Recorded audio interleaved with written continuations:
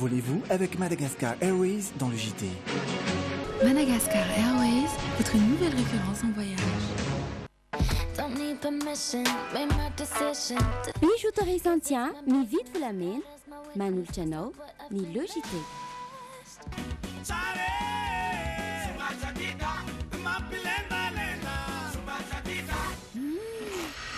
Yomato, les tirs ne vont habiter na fi, Manul Chano, ni le JT. Socavitre, fabricant poseur et spécialiste de pliage de tôle et bien d'autres, vous présente le JT. Le centre commercial Sandach en Boujarab, c'est la bonne adresse pour faire plaisir à toute la famille. Jus, pommes, poires naturaux, poissons de toutes les saisons vous présente. Passez de joyeuses fêtes avec les magasins bébés à bord en regardant le JT.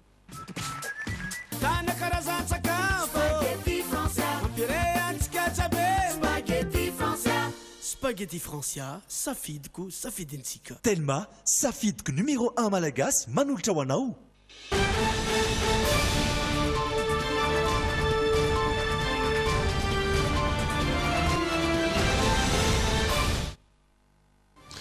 Faly hatrany miarabantsika rehetra tonga soinay ato anatin'ny logité amin'izao alarobia faraiky amby folo ny volana janoary izao ireto ny lohateny.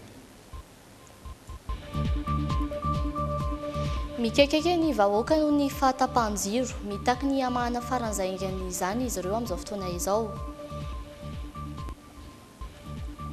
Hoatsaraina ny famolavolana ny lazadina baccalauréat ny fanazavana nentin'ny ministeran'ny fampianarana ambony sy ny fikarohana ara-tsiansa androany.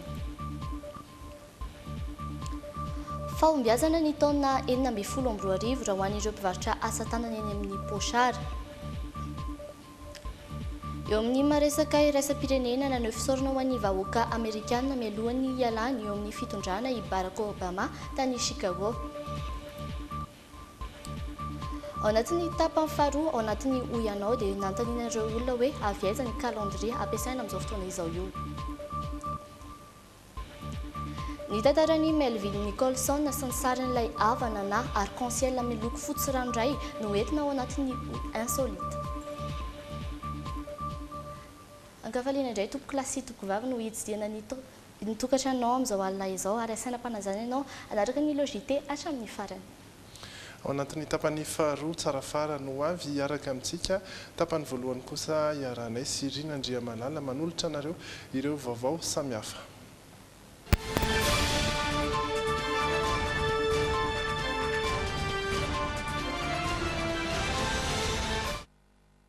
Ary tia mbola nitoy ny fahatapahan-jiro teto Antananarivo an'ity androany ity.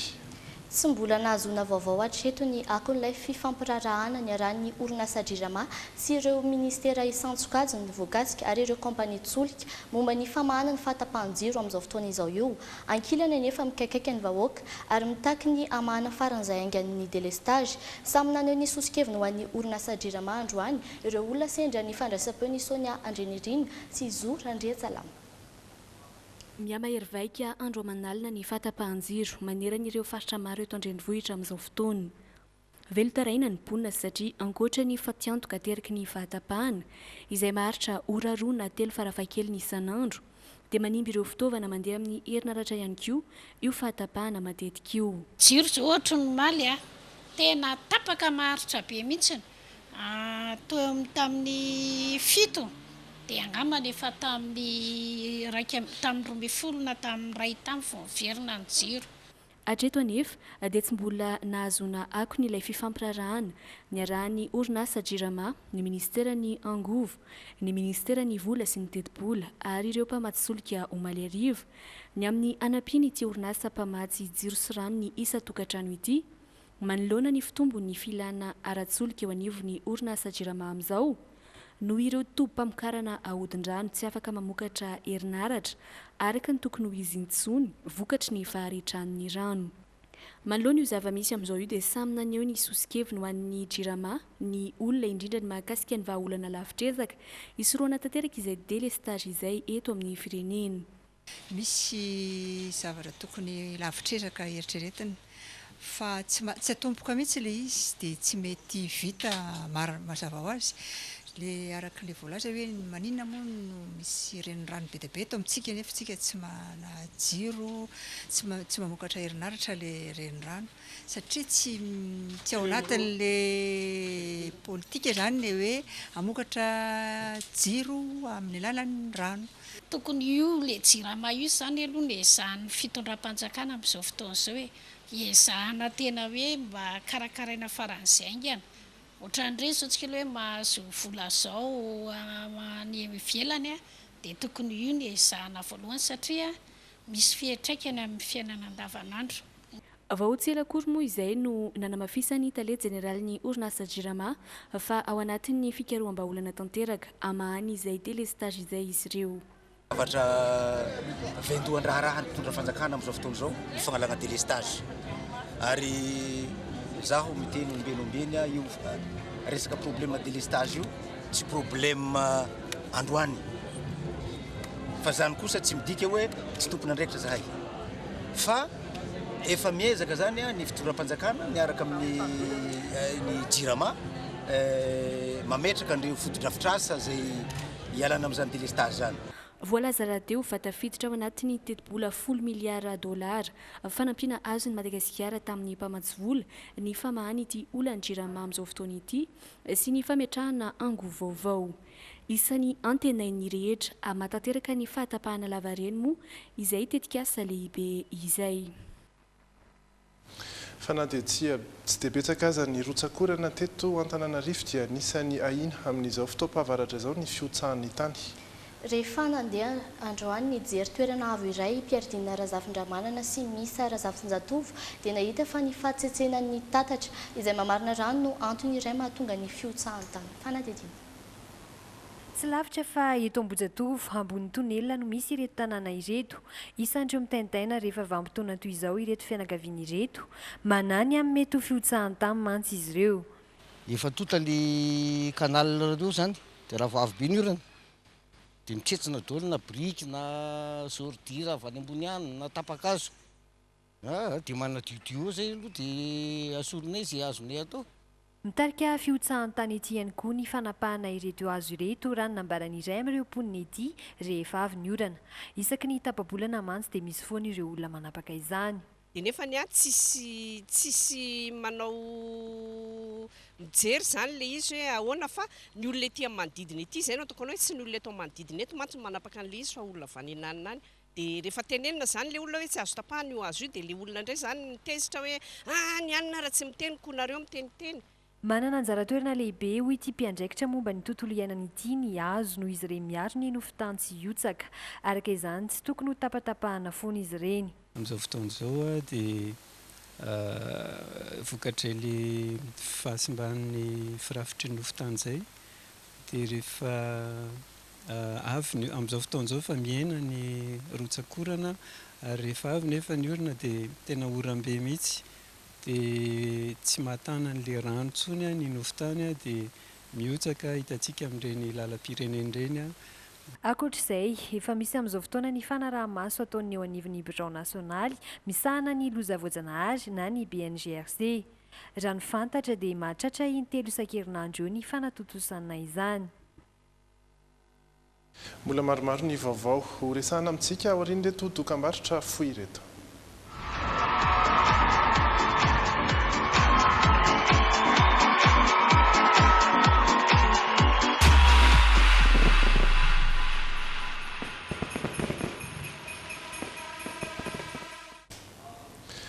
Mitohatra ny fanarahanao ny logité ao anatin'ireo vaovao samihafa isika amin'izao fotoana ary dia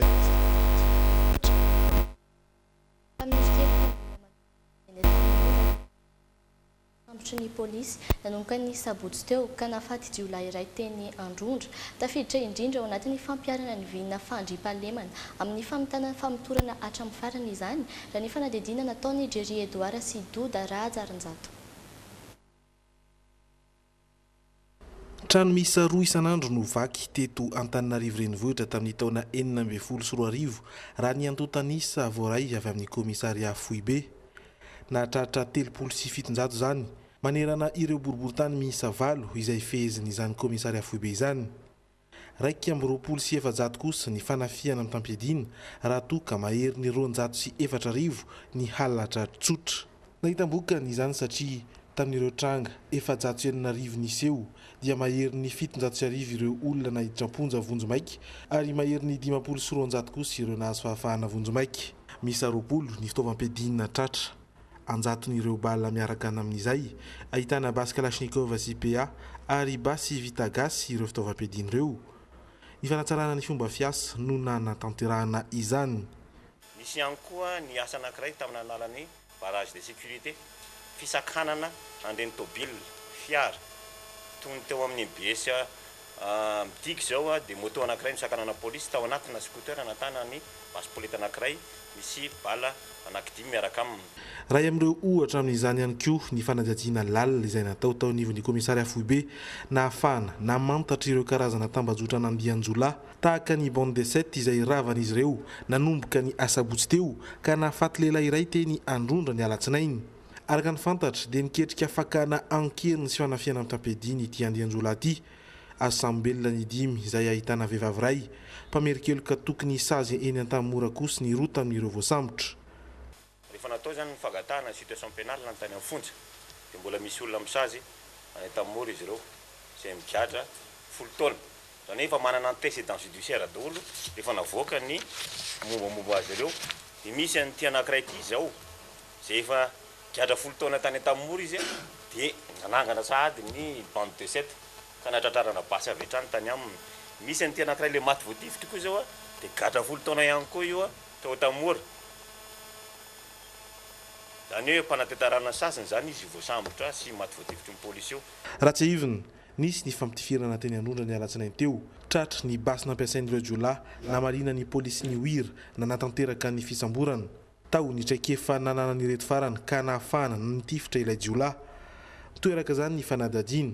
Fantatra fa misy manamboninahitra kolonely tafiditra amin'ity raharaha ity ary karohina amin'izao fotoana izao.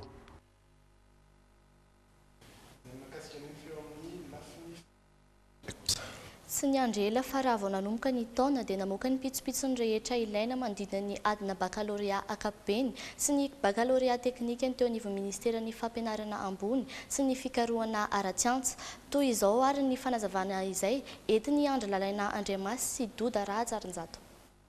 Noho ny amehana sy tsy fahatomombanana hita tamin'ny fanadinana baccalauréat tamin'ny taondasa dia notapahiny teo anivon'ny ministeran'ny fampianarana ambony sy fikarohana ara-tsiantsa ary ministeran'ny fanabeazam-pirenena miaraka amin'ny université nanitrinatrikasa ho an'ny jeritodiky ny baccalauréat natao tany Manakara tamin'ny faraparan'ny taona lasa iny fa atao matotra ny famolavolanana ny laza adina sy ny fanomanana ary ny fifidianana ireo olona andeha molavola izany sy ireo itsara ny taratasy-panadinana. Nisy le olana tamin'le baka atao tsika moa tsy hiverina amin'izay ary olana io misy foana isa-taona dia hiezaka mihitsy zany niezaka mihitsy ministera anankitelo hoe ahoana aloha voalohany indrindra mba hahamatotra ny sujet satria ny antony tianao tenena amin'le sujet dia zao matetika le sujet verimberina foana mandritra ny azonareo verimberina foana io sujet inona no mahatonga an'izay dia fantatsika tsara fa misy olona tena ohatra hoe karazana manao basotage ohatra mba hialana an'izay satria ny voan'ny mpianatra antsika amin'izao fotoana izao somary midina mihitsy rehefa hitanareo ihany zany raha ohatra miditra amin'ny université amina concours na fanontaniana tsotsotra reny vao miala fotsiny zany amin'le zavatra nahazatra azy tany am-pianarana dia efa velona ankizy mba hialana an'izay zany dia misy fiaraha-miasa matotra amin'ny ministère ny enseignement supérieur ny université ary indrindrindrindra moa zany ny any amin'ny MEN ary hisy zany zao karazana ohatrany hoe fivoriana fiarahan'ny direction zay tariko sy ny any amin'ny MEN zany mba azahoana manomana ara-dalàna an'izay zany hoe miainga amina équipe pédagogique mihitsy zany ny fanaovana ny sujet fa tsy individuel loatra ny taloha tsony. Mbola ny tanana ihany koa ny fepetra tsy hahafahan'ny mpianatra amin'ny kilasy ambanin'ny famaranana hiatrika ny adina baccalauréat. Anomboka ny alatsinainy 24 jolay ka hatramin'ny 20 jolay ny adina baccalauréat ankapobeny sy ny baccalauréat teknika andiany voalohany ary ny alatsinainy ndraiky amin'ny 30 jolay ka hatramin'ny alakamisy 3 aogositra kosa ny baccalauréat teknika sy teknôlôjika. Ity farany izay nandraisana fepetra manokana ihany koa. Araka ireo fepetra ao amin'ny didy laharana fa 120 tsipika 5 tamin'ny 4 janoary 5 novan'ny didy laharana fa 120 5 sy 700 tsipika 9 tamin'ny 9 Desambra 2024 ireo mpiadina misoratena amin'ny fanadinana baccalauréat teknika sy arakasa dia tsy maintsy manana voalohany-indrindra diplôme brevet d'études professionnelles na izay mitovy lenta aminy ary manana noty ho an'ny taranja travaux pratiques io ny ataontsika contrôle continu fanadinana atao any amin'ny lycée technique. Hanomboka ny alatsinainy amin'ny 10 janoary ny fisoratana anarana izay tsy fana raha tsy niraiky amin'ny 3 martsa amin'ny Norarivo. Rivo sy ray alina ariary ny sara mpisoratana anarana ho an'ny mpiadina avy amin'ny sekoly, 5 alina ariary ho an'ny mpiadina misoratena ary ray hetsy ariary ho an'ny mpiadina teratany vahiny. Fantatra koa fa ho tanterana ny 20 Mey ny adina ara-panatanjahantena ho an'ny baccalauréat amin'ity taona ity. Fa ao anatin'ny sehatra sosialy hatrany efa natsidika tamin'ny fampalalam-baovao teto ihany ny faraparan'ny taona 2024 teo ireo tompon'andraikitra ambony izay efa natotosan'ny fanambanam-pananan'izy ireo tsy ahivina fa hatreto amin'ireo tompon'andraikitra ambony eto amintsika izay mahatratra 507 dia 4,703 ihany no nahavita izany. Tamin'ity androany ity ary dia nanao izany ny teo anivon'ny bureau maritry ny Siony Miora Miarin-Jatovo sy Miss Sarazavin-Jatovo no nitatra amin'ny vaovao amintsika. Araka ny lalana amin'ny feny mpitondra dia tsy maintsy manantanteraka ny fanambaram-pananana eny anivon'ny fitsarana avy momba ny lalam-pandrenana avokoa ireo mpitondra fanjakana mpikambana eo anivon'ny gouvernemanta ary ny mpiasa-panjakana ambony eto amin'ny firenena. Efa nampaneno laklosy fanairana tamin'ireo tompon'andraikitra Isatsokajy ny Biron Mahaleo-tena miady amin'ny kolikoly eto amintsika ny faran'ny taona teo. Tamin'ity androany ity ary vao tapa-kevitra anatanteraka izany teny amin'ny fitsarana avy momba ny lalam-pandrenana Ambohida ireo mpikambana ao amin'ny Biron Mahaleo-tena mikarakara ny fifidianana na ny seny. Zavatra voafaritry ny lalàna le izy dia zay zavatra voafaritry ny lalàna moa natao hajaina dia manaja an'izay zavatra izay zahay. Ny faharoa ny seny koa zany dia miantoka fangaraharaana sy mangataka fangaraharaana dia marika ny fangaraharaana koa zany le fandehanana maketo manao déclaration de patrimoine. Ankoatra ny seny efa nanatotosan'ny adidiny ihany koa ny mpikambana eo anivon'ny fitsarana avy momba ny lalam-pandrenana dia tsy Ambohida raha tsy ahivina ho an'ny mpikambana eo anivon'ny gouvernemanta 420 amin'ireo ministra miisa 230 no efa nahavita nanao ny fanambaram-pananana. Miisa 120 amin'izy 240 kosa ireo loholona no efa nahavita. Ny amin'ireo lehibe ny faritra indray tsy mbola nisy nanao izany izy miisa 220. 170 ihany no nahavita izany amin'ireo mpitsara miisa 5,700 eto Madagasikara. Ireo ben'ny tanàna indray raha toka miisa 5,700 manerana ny Madagasikara dia 730 ihany no nahavita ny fanambaram-pananana dia tsy anivony fitsarana avy momba ny lalam-pandrenana. Santionany ihany ireo fa raha fitinina tompon'andraikitra ambony miisa 4,503 ihany amin'ireo tompon'andraikitra eto amintsika miisa 507 tokony nanao fanambaram-pananana eto amin'ny firenena no nahavita izany. Voalazan'ny lalàna nefa fa tokony higatra sy handoa-onitra ireo tsy nahavita izany ara-potoana, izany hoe ny faran'ny taona nandraisany ny asany. Anatin'ny sehatra sosialy ihany azo atao hoe taona tsara ho an'ireo mpivarotra eny am-Poasara ny taona 2024. Nanampibetsaka ny azy ireo ny fisian'ny fionana tapany lehibe teto amintsika nampiakatra ny tany fanjifanany asa tanana vita malagasy teny amin'ny Poasara ireo raha ny fanazavana entin'izy ireo amin'ny rindra tahiry sy doda rahajarin-jato. Niakatra avy telo ny tapanjifan'ireo entana teto amin'ny tsena ny asa tanana eto amin'ny Poasara tato anatin'ny vola vitsivitsy. Nanokatra betsaka ny lalandreo mpivarotra ny fisian'ny francophonie mandidina ny 100,000 ny fiakaran'izay fanjifana izay. Ireo vahiny no tena liana saingy betsaka ihany koa ireo malagasy mivoasarika raha ny fanazavany sy olo-tenandreo mpivarotra. Nisy vokatra azona ny tsapahitanana tamin'ireny francophonie ireny satria raha taloha ny ireny zay raha ataontsika hoe atao kajikajy tsotsotra fotsiny hoe 20,000 ny teto amintsena no nahazo an'izay mba noeritreretina dia atao aorian'ny francophonie dia nahazo avy telo eny zany hoe tany amin'ny 80,000 tany amin'ny 80,000 tena zava-dehibe ho anay iny zavatra iny ary anisan'ny nampidi-bola ho an'ireo mpivarotra sy mpanao asa tanana tsirairay avy. Ny atomboka tamin'ny fanatsarana ny ivelan'ny tsena sy ireo toerana mpivarotana tsirairay avy tao anatiny ny fiovana lehibe ho an'ny tsenandreo mpivarotra asa tanana. Fanatsarana izay isan'ny tafiditra tao anatin'ny fanomanana ny fandraisana ny francophonie miankina betsaka amin'ny firoborobon'ny fizahantany ny varotra asa tanana ataon'izy ireo raha nambaran'ny filohan'ny AMM hatrany. Ahafahana indray zany a namoaka maromaro kokoa ny entana ny fikarinay. Dia ahafahana indray zany a mamorona ka izay zavatra izay dia mitaky a fivarotana. Dia ny dika zany tsy maintsy a mitady tsena ivelarana. Tao toa nisy ny jeu des îles sisisa dia ohatran'ny niakatra kely zahay. Dia arakaraka zany rehefa misy zany ny fidiran'ireo vahiny na fahatongavan'ireo vahiny eto amintsika dia misy fandrosoana le varim-piainanay. Taom-pambiazana ny taona 2024 raha ho an'ny fikambanan'ny AMM ara malagasy miray manokana. Taon'izay ratsivina dia nazon'izy ireo ara-dalàna ny tany ivarotany taorian'ny fifanoloana tamina olon-tsotra. Toy ihany koa nefa ny fankilazana ny 20 taona nisian'ny tsenany asa tanana teto amin'ny Pochard izay nifaranana ny herinandro lasa teo ka nanolorana mari-pakasitrahana ireo mpivarotra. Mahakasika indray kosa ny ady atao amin'ny tsy fanjarian-tsakafo any amin'ny faritra atsimo dia niditra amin'ny dingana fizarana masomboly ho an'ireo mponina any atsimo ny fitondram-panjakana amin'ny alalan'ny ONN. Tsy latsa-danja amin'izay ady atao izay ihany koa nefa ny eto Analamanga sy ny faritra manodidina satria mbola ahitana zaza betsaka tratran'ny tsy fanjarian-tsakafo mitarazoka ihany koa eto toerana. Manampy azy ireo akaiky amin'izany Afrika Atsimo amin'ny alalan'ny fanomezana tohana ara-tsakafo izay vita avy ao amin'ity firenena ity mitatra ny andinindin'izay Rindra Tahiry sy Doda Rahajarinjato hatrany.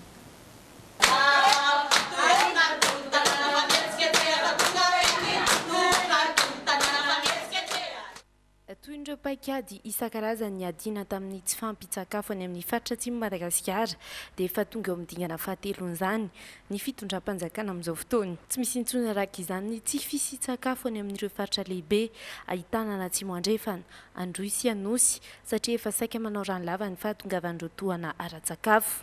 Fizarana masomboly arahana amin'ny PAM sy ireo vondrona iraisam-pirenena hafa no imasony indray manomboka eto mba hitsinjovana maharitra ireo mponina any an-toerana.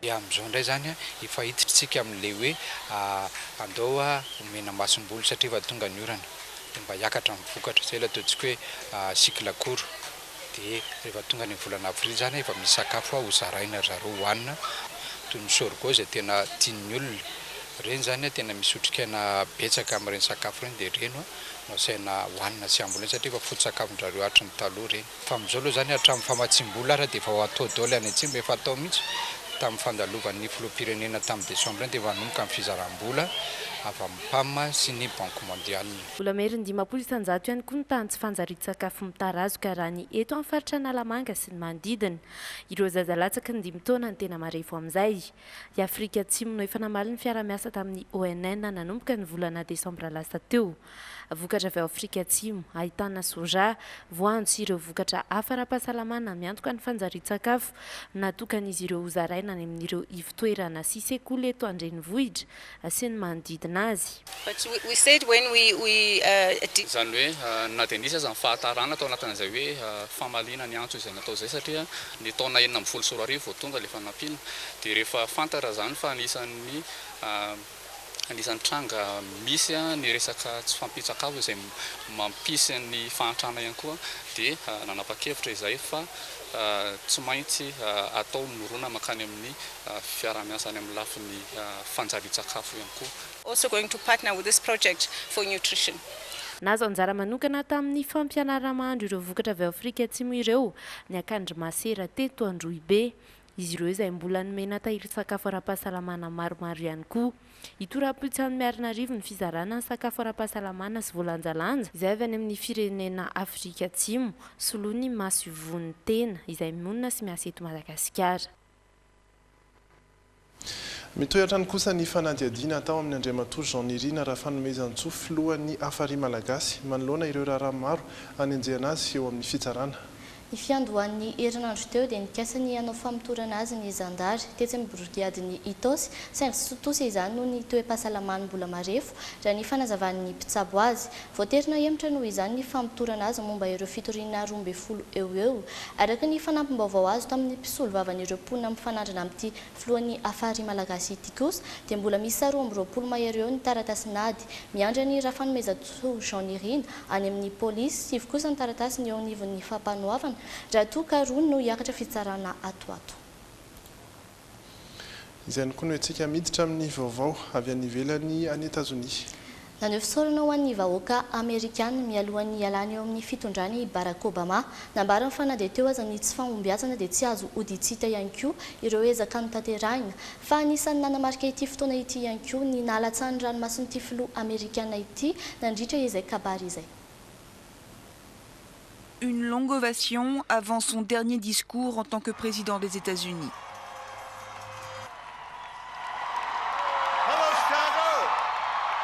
Nanao kabary mialohan'ny ialany eo amin'ny Maison Blanche i Barack Obama omaly.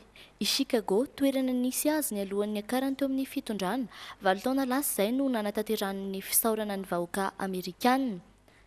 7 minitra ny kabariny ary nambaran'ity filoha Amerikana mainty hoditra voalohany ity fa tsy tokony atao ambany zavatra ny fanantenana.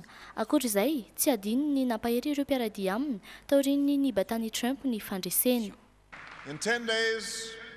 Afaka 10 andro oria maneran-tany ny famantarana izany hoe demokrasia eto amintsika izany. Isy ny fifamindram-pahefana ho ataon'ny filoha mirahalahy samy voafidim-bahoaka. Manome tokony filoha Donald Trump ihany koa amin'ny sintetezamita milama indrindra tahaka izay nataony George Bush. Nateo izy izany mahatsapa ny filoha Obama fa nitondra fivoarana teo amin'ny firenena izy raha tsy ilaza afa-tsy ny Obamacare, ny fiaraha-miasa tamin'ny Cuba, ny fampiatoana ny hetsika ara-nokleary tao Iran ary ny fahatrarana ny Ben Laden. Ety amin'ny famaranana fitoam-piasana nefa dia mbola nisy ihany ireo fampanantenana nandritra ny fampelezan-kevitra mbola tsy vita toy ny fampiatoana ny ady ao Syria, ny fanankatonana ny Guantanamo ary ny ady amin'ny fanavaka amin'ny vaham-bolon-koditra. Rehefa maneho hevitra ireo mainty hoditra vitsanisa dia milamina tanteraka izy ireo. Tokana ny fangatahana izy ireo dia mba tsy hisy ny fanavaka vaham-bolon-koditra intsony. Nateo ary ny kabary nataony dia tsy natazana ny alahelo izy fa dia latsaka ny ranomasina, indrindra tamin'ny fotoana nankasitrahan'ny fianakaviany sy ny fitodiany manokana tamin'ny Michel Lavadiny sy ny zanany roavavy ary ireo mpiara-miasa taminy. Ses 2 filles et à son ami et vice-président Joe Biden. Mbola maresaka iraisam-pirenena izay hatrany, andro vitsy mialohan'ny andraisan'ny Trump ny fitantanana ny Amerika, miaratsy ny tantarany maro ireo olona namoaka antota taratasy sy tatitra momba azy. Tsy nentina ny hevitra momba izany kosa ny filoha am-perinasa Barack Obama. Fanampanazavana. Donald Trump au cœur d'une nouvelle affaire d'espionnage russe. Manaramaso ny Donald Trump ny Rosiana amin'izao fotoana izao raha ny fanazavana azo nataon'ny mpanao famotorana dia efa taonany maro no narahiny Moscou akaiky ny fiainan'ity mpanao politika ity. Pitsikilo Britanika iray teo aloha ihany koa no namoaka mombamomba ity miliardera ity tao anatin'ny boky 530 pejy sy ny fifandraisany amin'ny Rosia. Namaly izany anefa ny filoha Trump tamin'ny alalan'ny compte Twitter ary nataony tamin'ny sora-baventy hoe diso tanteraka izany vaovao izany. Nateo azy izany dia naray fidin'ity boky ity ny mpikaman'ny Kongresy sy ny filoha Obama. Ity faran'izay tsy nanaiky ny anisy resaka momba ity tatra nataon'ny Britanika ity. Nandritry ny fivorian'ny mpikamana mpanao famotorana nanambarany talen'izy ireo fa nisy ny fidiran'ny Rosiana tamin'ny fifidianana filoham-pirenena farany teo. Nanambara ihany koa i Clapper fa mino ny fitsabahan'i Vladimir Poutine tamin'ny fifidianana tao taty Amerika izy. Tanjon'izy ireo ny analan'ny fahatokisan'ny Amerikana ny fifidianana ho hiatrany ity tale ity. Efa nitodika tamin'ny Trump hatramin'izay ihany koa ny filoha Rosiana Vladimir Poutine. Ankoatr'izay ihany koa dia misy horoana tsara mamoafady misy an'i Trump izay heverina fa natao tany amin'ny Moscou tamin'ny taona 3 no mivoaka amin'izao fotoana izao. Moscou en 2013 et des échanges de renseignements avec le Kremlin. Ireny vaovao avy any États-Unis ireny no mamarina ny tapany voalohany logité amin'izao alina izao Rizatahina sy Rajao verina aminao anatin'ny tapany faharoa ny tena kosa mametraka ny veloma mandra-pitafa ho amin'ny manaraka indray.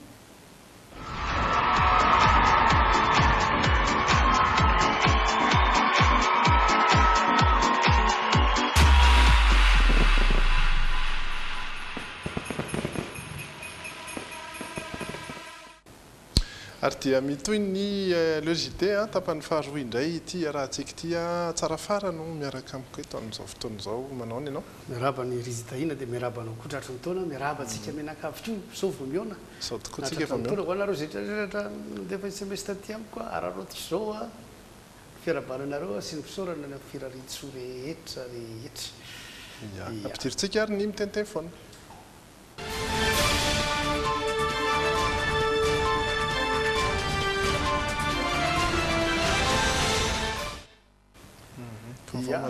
ina moa no lazaina fa tsy dia nyresaka tombaovao e dia efa menatsika ihany koa ny firarin-tsoa satria amintsika malagasy ny araba tsy misy firarin-tsoa rehefa avy eo dia ohatrany mandeha ila ohatrany kirarony be aminay anka dia mirary soa rehetra ho anareo ange zay mivarotra azo tompony a zay miompy ahavanina zay mamboly ahavokatra zay mivarotra azo tompony a rehetrarehetra ahazo an zay irinareo rehetrarehetra ny anareo rehefa farany taona ohatrany reny a sy rehefa fitomboan'ny taona ohatrany reny izy taina dia zavatra mafy be indrindra amin'ny olona ny maheno fahoriana hoe 30 na 31 eo a maty ny anina dia tena misendro daholo mihitsy ny olona tena mafy be mihitsy na dia efa mahazatra aza mahaino olona maty a hoe tsy nahatratra ny taona vaovao akory dia misy indray nefa maty premier indray na maty 2 dia zara fatratry ny taona dia ohatra izany foana ny antsika menakafika tsy hitatsiana fa ao anatin'ilay fotoana farifaliana iny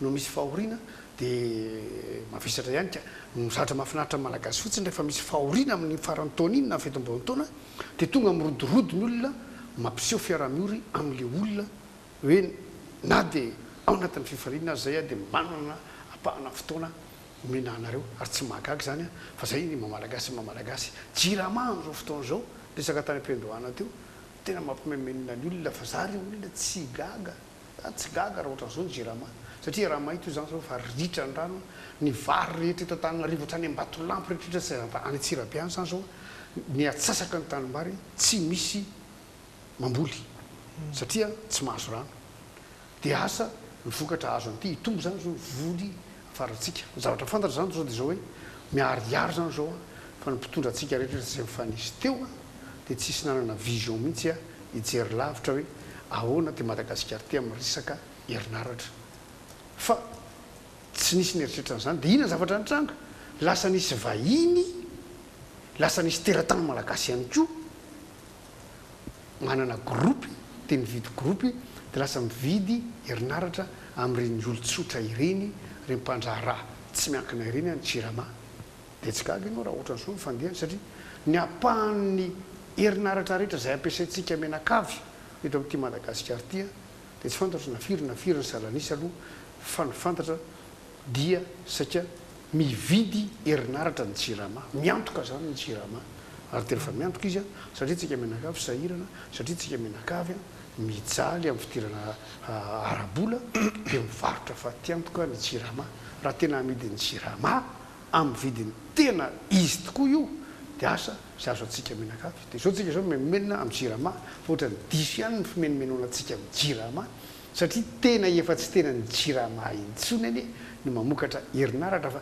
ny mpamokatra herinaratra le vidin'ny Jirama io tsy maharaka intsony fa na io resaka solika na io resaka zavatra hafa tany ambanja taloloha kely ny krismasy sy ny taom-baovao iny fa ny any ambanja eo atokotanin'ny olona rehetrarehetra eo maraina pariviny andro samy manana gropy kely daholo any ny mpivarotra ny orinasa dia samy mandefa amin'ny gropiny mba hahafahany miasa etratanariva tena mijaly mihitsiny amin'izao fotoana izao verina kely bonany indray a dia mahavariana kely fa mifanahaka amin'ny toetrandro ihany koa ny fomba mampanao ny fomba mampanao rehefa sahirana ianao a dia misy fomba mampanao fanao ny razanao lasa adindro tamin'ny mbola nilamina ny fiainatsika dia fanao ny manome solombody akoho any ray aman-dreny fa amin'izao tena zara fa misy zara fa mifampiaraba zao ara tsy mamangy any an-tranontsony tsy vangina any an-tranontsony ny ray aman-dreny fa vangina amin'ny SMS fotsiny dia vita ka ianareo mangataka bonane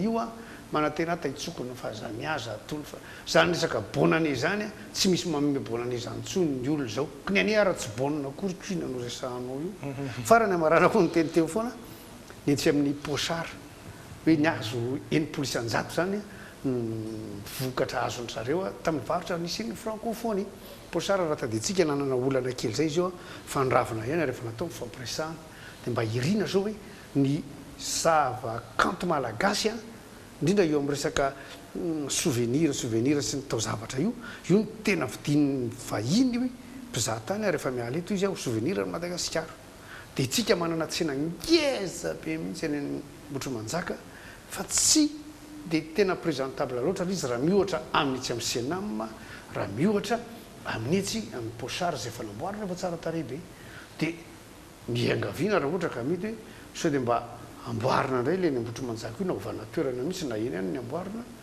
fa tsy mamendrika ratsy le zavatra amidinareo tsara fa le toerana misy anareo tsy tsara asa nao misy WC zao eny sa tsisy WC sady eo amin'ny rano mitsopa daholo manao zay tokony atao rehetra tsika menakafo satria io zavakanto sy le to zavatra amidinareo io ny atsiarova Madagasikara dia amena souvenir tsara izy zany asa hoe toerana malalaka anankiray ve dia sady mivarotra eo nareo nao ambadika ao hita mihitsy le mpisokitra manao an'le asa tanana na manao an'le rary mety mahafinaritra be zany mandoa vola kely sy mijery an'izy afaka manao surcommande keo hoe ina ohatran'izao atao fa mbola hoany tiliara aloha afaka herinandro na tapabolana miverina mandray zavatra tediavinao ianao tsena tsara tarehy be zany misaotra tompoko misaotra anao mbola miaraka ety amontsika iresaka ndreo vaovao samihafa ao anatin'izay no ianao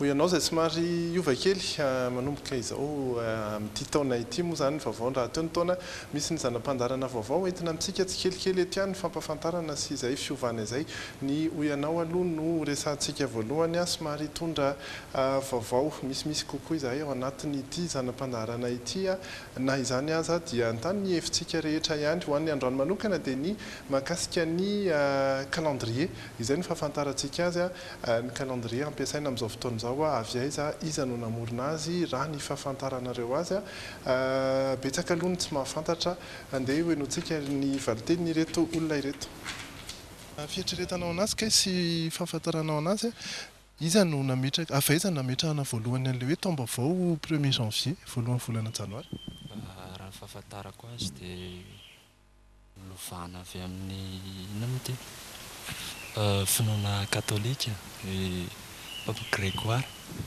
Ny eritreritro manokana ve ny calendrier Grégoire no nametraka an'io zay fa lalako azy avy amin'ny katolika zany katolika romana tompon'ny calendrier Grégoire eritreritro hoe iza no mety nametraka an'izay voalohany tena mety tsy fantako hoe iza ohatra firenena le izy dia mety avaiza mety hoe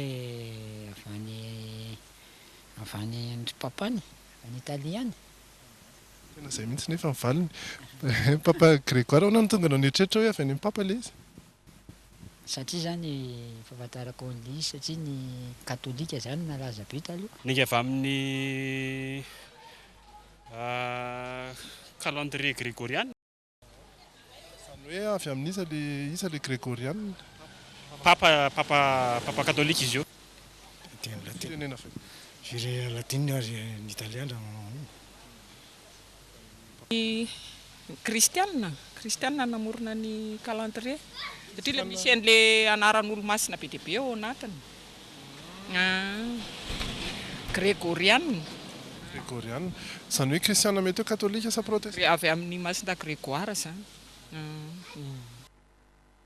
izay ny valiteny marina tokoa reny zany ny olona nahitany marina aloha reny nalefantsika reny fa be dia be ny tsy nahay ihany koa tao anatin'ireo ny ona tamintsika satria iny toerana iny raha ny jery tsara ianareo dia tao amin'ny fiangonana katolika teny Andohalo izy iny ary dia saiky mpino katolika ny ankamaroan'ireo olona ireo ary nahafantatra avokoa ny mpino katolika fa i Papa Grégoire tokoa no nametraka an'izay calendrier grégorien zay nampitondrana ny anarany tamin'ny taona 2025 izay no natomboka napetraka izay calendrier vaovao izay fa nazanan'izany dia misy ihany ireo manana hevitra hafa izay diso moa zany fa mety hoe ireo no fieritreretin'ny olona hafa enoantsika indray calendrier tsy haiko hoe voalohany nateran'i Jesosy ny voalohany taona tsy haiko sa misy fifandraisana amin'izany zareo jiosy tsy haiko satria ohatra ia satria Jesoa Kristy ohatra ny hoe jiosy araka fieritreretako za tsy sura nareo katolika sa protestant sa katolika hiringirina tsy maintsy hoe frantsay zao zany frantsay ny eritreretiko zao hoe calendrier mitovy amin'ny israéliana izy io Angleterre ngambany manina ny Angleterre satria anaka États-Unis satria zareo no ohatrany hoe zareo ny firenena lehibe indrindra eto an-tany dia zareo no mamoaka zavatra eran-tany Fahatarako anazy ohatrany hoe kambanana hoe misy calendrier be be zany dia io zany natao ohatrany io zany maromarotry raisana raha fahatarako anazy mahatsiaro tampoka le fomba famalin'le kalakely teo tsaroako tany am-pianarana rehefa manana hevitra ianao ny mpampianatra tsy mijery hoe diso ve nylazainao sa marina fa hoe manahoana ny fierovanao an'izay hevitra ijoroanao zay dia amerikana satria izy eo firenena matanjaka ohatry kalakely amerikana taty aoriana zao zao sinoana zao matanjaka ary dia tamin'izany fotoana izany dia ny katolika angamba tokoa ve no sa hoe Vatican nahatonga an'izay fa ny tena marina dia nisy mpandinika kintana sy masoandro nanome an'io calendrier io tamin'ny papa Grégoire ary dia izy no nanatotosa fotsiny taty aoriana fa samy aiky ny rehetra fa marina ilay fandiniana nataony tsy nisy nidirany fivavahana loatra intsony taty aoriana na izany anaty izany niparitaka maneran-tany izy io tsy haiko hoe fantatra hoe izavy ny firenena mety hoe tsy mampiasa ny calendrier ampiasain'ny rehetra io amin'izao tena tsy fantatra fa nozatra fantatra fotsiny aloha dia zao ny tatsaha dia mivelona mihitsy ny amin'io calendrier io calendrier io zany misy maro karazana misy an'le hoe diary dia misy an'le hoe almanaka dia ny hitanao le hoe alotsy alakarabo iny volana arabo ihany koa iny lovaintsika tamin'ny arabo iny dia io le calendrier tena ilainy vahoaka malagasy io indrindra ny mpamboly dia le misy an'le hoe eto ny volana maizina dia eto ny mazava dia eto izy no tsinana ho feno eto izy nitsinana ho faty sy ny karazana satria miankina amin'io volana io Andriamanitra nanao an'izany fa tsy mpanandro miankina amin'io volana io no fandehany zavamaniry rehetra sy ny karazana na ny olombelona ho teraka aza dia misy hoe rehefa manahoana rovina no teraka ty be voky ty fa atao tsy teraka foana ny DPA efa voalaza dia miandro volana izy io dia rehefa eo amin'ny volana zay dia mahagaga fa naikapazana saky lahy daholo tamin'iny manaraka indray saky vavy daholo zara fa misy lahy ary nilaza teraka amin'iny laza sarim-bavy samy manana ny fandiniany tokoa satria izay le samy nanana ny calendrier ny firenena rehetra ary ny sasany dia nandinika ny volana tahaka ny calendrier islam ohatra tamin'izay fa ity ampiasaintsika ity zany dia ny masoandro ny tena rano ny fipisahany sy ny filetehany ny firenena izay mety tsy mampiasa azy indray ny fantanitsika faharoa ary dia ahoana ny hevintsika teny an-dalana teny asa ny sinoa ohatra zao ny sinoa dia sika malagasy koa le mitazona ny fomban-drazana eny asika le amin'ny tombo vao malagasy le fahalalako azy aloha misy satria tsy mitovy eto ambonin'ny tany zany tsy mitovy ny olona rehetra na fisainana azy fa le firenena aloha tsy dia voafaritra iza na iza fa misy tsy manaraka an'io firenena européen manodidina any tsy haiko loatra lahako tsiny tsy fantatra mihitsy ny tena tsy fantatra ny tompoko tsy haiko misy firenena tsy mampiasa ohatra hoe ny silamo dia ny orthodoxe misy tsy mampiasa ohatra ny any Amerika du Sud any izy moa le sinoa mampiasa pahafantarako hoe mampiasa presque mampiasa daholo sinoa hoe mampiasa ny sinoa kotrany tsy manafa ny chinois zao tsy mitovy amin'ny antsika tsy mampiasa ny 1er janvier raha sy ny karana koa je pense tsy nieritreretiny saiko mihitsy aloha momba an'izay fa hoe nisy firenena maromaro zany nieritreretiko hoe mikambana dia nanao fanarahana hoe zao no naovantsika azy iny koa mbola tsy haiko raha tsy haiko na firenena rehetrarehetra na sasantsasany ela tsy haiko misy tsy mampiasa ka tsy mahafantatra aloha misy tsy mampiasa izy mahafantatra misy tsy mampiasa mampiasa daholo ngambany daholo tena tsisy hevitra mihitsy azy aloha momba an'izay. Eto Madagasikara misy tsy mampiasa fa le ana taloha tamin'ny andron'ny mpanjaka ireny no ampiasainy le hoe ajady, adalo ohatr'izany. Misy mampiasa, misy tsy mampiasa. Firenena any ivelany mety misy tsy mampiasa. Misy tsy mampiasa koa ny any ivelany. Satria tsy pino daholo tsinona ny ololeran'izao tontolo izao dia misy tsy mampiasa an'le calendrier an'ireny. Mampiasa ka, sady tokony mampiasa daholo ny firenena rehetrarehetra amin'izao eto an-tany. Efa saika marina izay valin'ny fantaniana izay satria amin'izao fotoana izao dia 10 monja ny firenena eto an-tany tsy mampiasa ny calendrier antsointsika hoe grégoriana io ary ny sinoa izay malaza tokoa ny taom-baovao sinoa dia anatin'ireo mampiasa izy fa atao hoe fomban-drazana fotsiny moa izany ny ampiasany an'ilay taom-baovao sinoa sy ny calendrier ndry zareo sinoa ilay hoe mampiasa moa izany hoe anatin'ny ofisialy ao anatin'ny fanjakana mihitsy no mampiasa an'izay izay ny dikan'ilay ohatra zany hoe mahazo fanasana avy amin'ny mpitondra Donald Trump zany tsika zao ka tsy mampiasa ny calendrier dia roviana zany le daty dia mifanjeva ao fa tsy maintsy mampitovy tady lokanga na kristiana tsy kristiana ohatra ny sinoa manana ny tombaavaoany tsika manana ny tombavao tsika tombavao grégoriana zany dia le premier agent eny ny sinoa dia tamin'ny taona 2017 no nanomboka nampiasa n'io calendrier io taorian'izay ny rosiana anisan'ny voaingana ihany koa satria tamin'ny 17 mbola taorianan'ny sinoa no nampiasan'ny rosiana azy io ary ny farany indrindra firenena napiditra n'io calendrier io dia i Arabia Saoudita izay tamin'ny taona 2014 zany hoe tamin'ny heritaona izy vao nanomboka ampiasan'izy io ny firenena mbola tsy mampiasa an'io dia Afghanistan, Éthiopie, Iran, Népal ary Vietnam ireo 5 sisa tsy mampiasa zany an'io calendrier io. Izay ny mahakasika an'iny fa idirantsika indray ary ny insolite.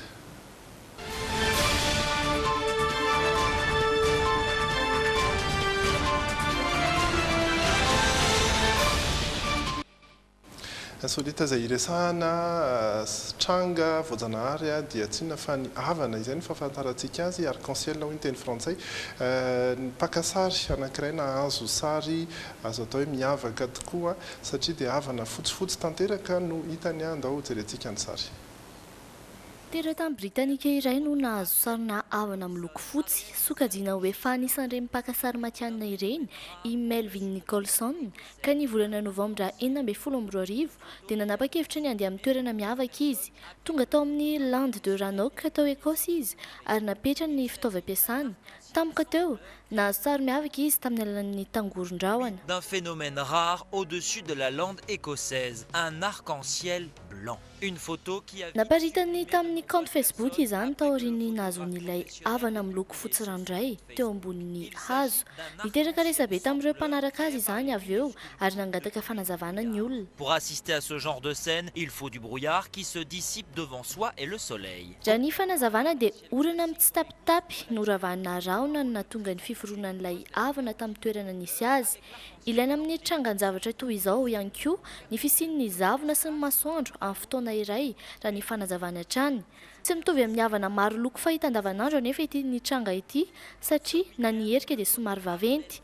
Nambaran'ny Melvin Nicholson ary fa ho tsaroany foana ny tranga miavaka iny mandritra ny fotoana maro indrindra teo amin'ny maha-pakasary matianina azy.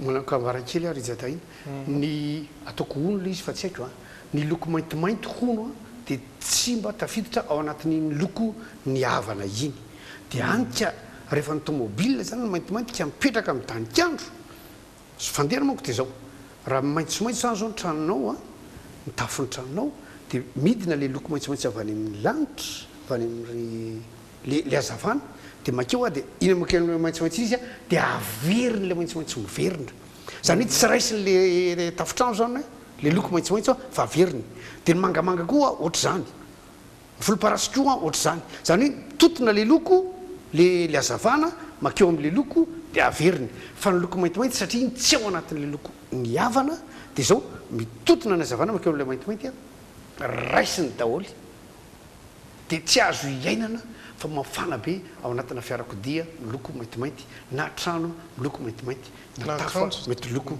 maintimainty. Akanjo koa raha. Akanjo koa raha maintimainty. Zay za atso misy klima atao aminay aloha zany mafana kely. Ia zay ny mahakasika an'iny hiditra eo amin'ny toetry ny andro sika.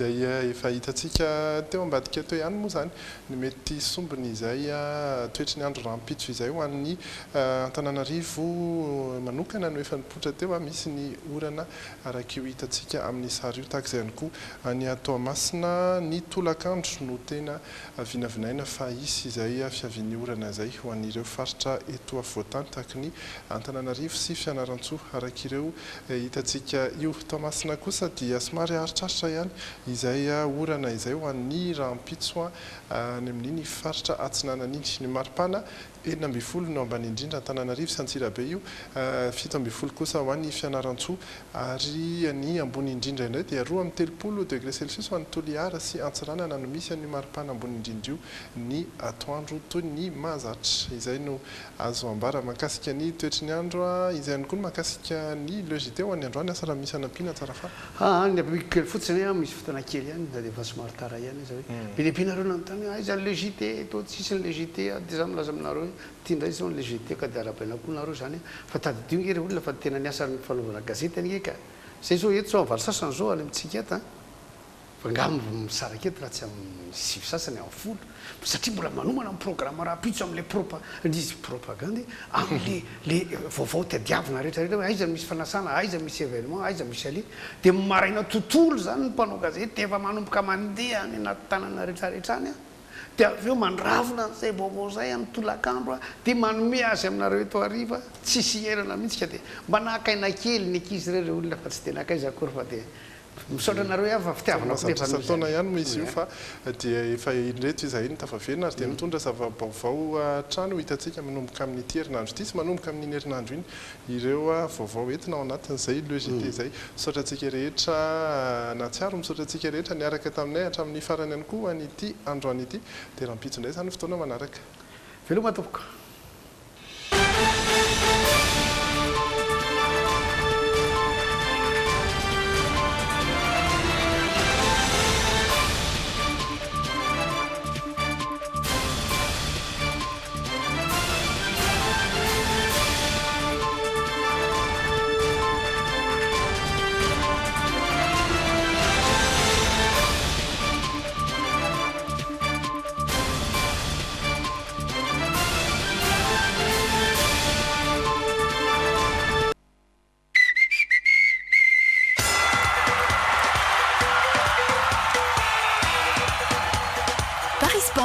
Ianao no misafidy dia faly niarabanareo indray amin'ity fotoana ifanomezanareo amin'ny Paris Sport anarahanareo ireo lalao afaka lalaovina rahampitso. Paris Sport ianao no misafidy ao amin'ny Copa del Rey any Espagne ny lalao hoentina ho anareo androany 8e de finale zao tsika match à retour izy ity. Lalao voalohany Celta Vigo contre Valencia, ny faharoa Eibar contre Osasuna, dia ny fahatelo Séville contre Real de Madrid. Tamin'izany nandeha nanafika ny Valencia i Celta Vigo sy Osasuna. Real de Madrid kosa napetrano any Séville fa amin'ity izy andeha hanafika ny Séville. Celta Vigo sy Eibar kosa apetrano any Valencia sy Osasuna. Raha jerentsika ny valon'ny lalao tamin'ilay lalao faran'ny fihaonana zareo iny arany dia Celta Vigo nandreseny Valencia 4-0 tao amin'ny tany Valencia io. Eibar indray kosa nareseny Osasuna tamin'isa 3-0 tany amin'ny tany Osasuna. Real de Madrid ihany koa nandreseny Séville tamin'isa 3-0 teo amin'ny tany ihany io fa amin'ity izy mandeha manafika ny Séville. Mety ohatrany ahoana ny fihaonan'izy roa reto mbola andresy ihany dia i Real de Madrid sa ohatrany ahoana anjaranareo misafidy. Paris Sport ianao no misafidy ireo ny lalao afaka nentinay ho anareo teto androany. Fataro fa maro dia maro ny lalao antsika na foot io na tennis io na basket io na rugby indrindrindrindra ao amin'ny basket ny NBA zao efa manomboka be mpilalao sady mora azahoany be sy maro ianao ihany koa mba mandraisa anjara. Telo andro sisa dia mikadona ilay fotoana endrasan'ny be sy maro zany hoe etombohan'ny Coupe d'Afrique des Nations.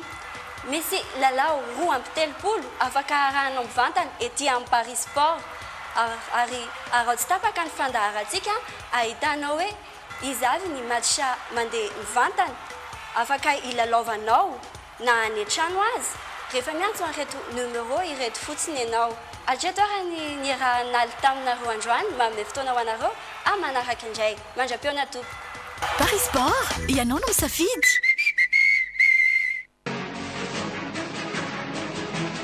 Envolez-vous avec Madagascar Airways dans le JT. Madagascar Airways, votre nouvelle référence en voyage. Telma, safidiko numéro 1 malagasy nanotra ho anao teo. Bijouterie Santian, mividy volamena, manolotra anao ny Le JT.